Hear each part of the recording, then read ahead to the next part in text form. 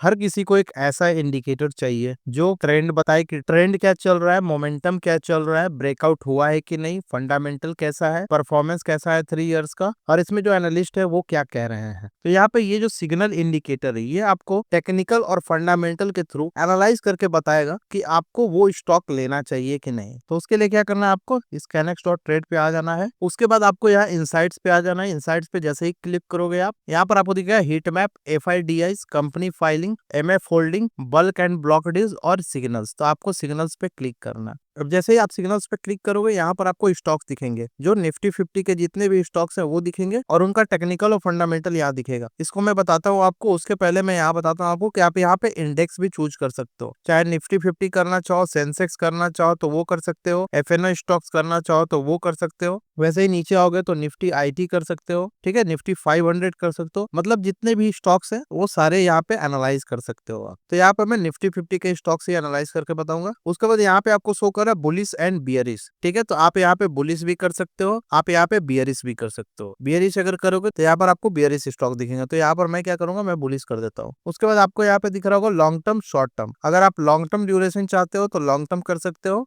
अगर आप short term चाहते हो तो शॉर्ट टर्म कर सकते हो, ठीक है। तो मैं यहाँ पर शॉर्ट टर्म ही रखूंगा अभी, ठीक है। अब इसको यूज कैसे करना है देख सकते हो आप। जैसे अडानी एंटरप्राइज है, यहाँ जो स्टॉक्स हैं जितने भी हैं वो बाय सेल रिकमेंडेशन नहीं है, ये बस एक स्कैनर है जो आपकी मदद करेगा स्टॉक्स को फाइंड आउट करने में कि कौन से स्टॉक्स हैं जो यहाँ पे ट्रेंडिंग है, मोमेंटम अच्छा है, ब्रेकआउट दिया है कि नहीं दिया, और फंडामेंटल किसका अच्छा है या नहीं है। तो इसकी मदद से आपको एनालाइज करना है, उसके बाद ही आपको ट्रेड करना है। ऐसा नहीं है कि यहाँ पे बता दिया तो आप डायरेक्टली यहाँ पे ट्रेड कर लो। आप यहाँ पे स्टॉक एनालाइज कर सकते हो, उसके बाद आपको यहाँ पे अपने इंडिकेटर के थ्रू और अपने एनालिसिस के हिसाब से ही आपको बाय और सेल करना है। ओके, तो एक बार फिर से मैं बता दे रहा हूँ कि ये कोई बाय सेल रिकमेंडेशन नहीं है। जैसे यहाँ पर फॉर एग्जाम्पल अडानी एंटरप्राइज है, तो यहाँ पर आपको पहला शो करेगा मूविंग एवरेज। आपको क्या करना, यहाँ पर आपको दो सिग्नल दिख रहे होंगे, रॉन्ग एंड राइट, ठीक है। तो यहाँ पर आपको किसी भी चीज में यहाँ पे क्रॉस दिखेगा, इसका मतलब है कि यहाँ पे इसके लिए ये सुटेबल नहीं है, इसलिए यहाँ पे क्रॉस कर दिया है। और अगर टिक किया है इसका मतलब है कि यहाँ पे ये सुटेबल है। जैसे यहाँ पे अडानी एंटरप्राइज मूविंग एवरेज जो है वो क्रॉस है, मतलब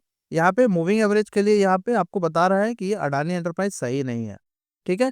वैसे ही ट्रेंड के लिए बता रहा है, यहाँ पे ट्रेंड कैसा है इस स्टॉक का, वो है अच्छा, ठीक है। मोमेंटम कैसा है, नहीं है मोमेंटम, ठीक है। उसके बाद ब्रेकआउट कैसा है, ब्रेकआउट नहीं दिया है।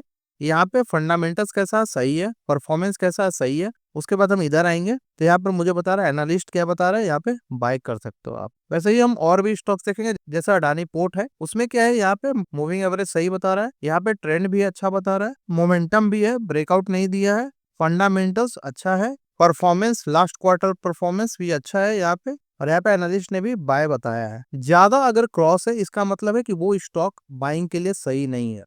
अगर ज्यादा में टिक है इसका मतलब है कि यहाँ पे वो स्टॉक अच्छा खासा यहाँ पे परफॉर्म कर सकता है, ठीक है। वैसे हम और एग्जांपल देखते हैं, जैसे यहाँ पे हम निफ्टी IT का एग्जांपल देखते हैं, ठीक है। जैसे कोफोर्ज है, कोफोर्ज में मूविंग एवरेज हमें क्रॉस बता रहा है, ट्रेंड जो है वो अच्छा बता रहा है कि सुपर ट्रेंड के ऊपर है, ट्रेंड अच्छा है, ठीक है। उसके बाद RSI यहाँ पे है 60 के ऊपर है कि नहीं, नहीं है। प्राइस जो है वो 1 मंथ के हाई पे है कि नहीं, नहीं है।